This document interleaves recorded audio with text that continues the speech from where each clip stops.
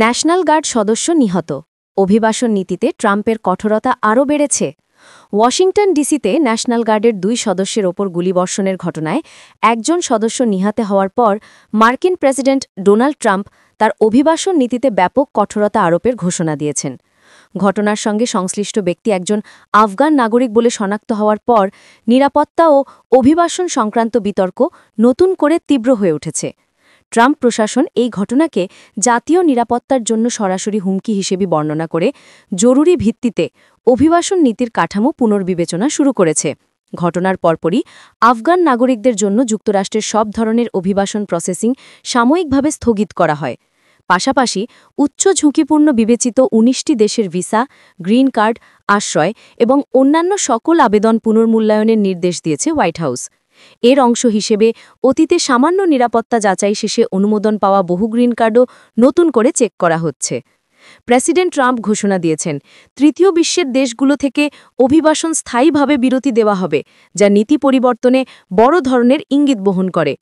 সরকারের অভ্যন্তরীণ সূত্রগুলো বলছে, নতুন নির্দেশনার লক্ষ্য হল যুক্তরাষ্ট্রে প্রবেশের সব পথকে আরও কঠোর, শঙ্কিত এবং উচ্চমানের নিরাপত্তা যাচাইয়ের আওতায় আনা।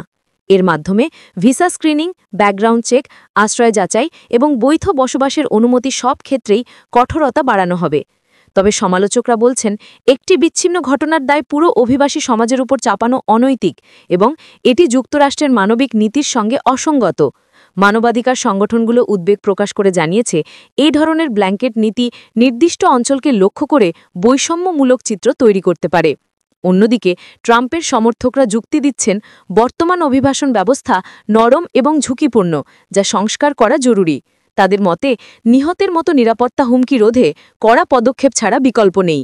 তবে এই নীতি পরিবর্তনের ফলে যুক্তরাষ্ট্রে বৈধভাবে বসবাসকারী হাজারো অভিবাসীর মধ্যে অনিশ্চয়তা ও উদ্বেগ বাড়ছে, বিশেষ করে যাদের ভিসা বা গ্রিন কার্ড নতুন নিরাপত্তা যাচাইয়ের কারণে ঝুলে থাকতে পারে।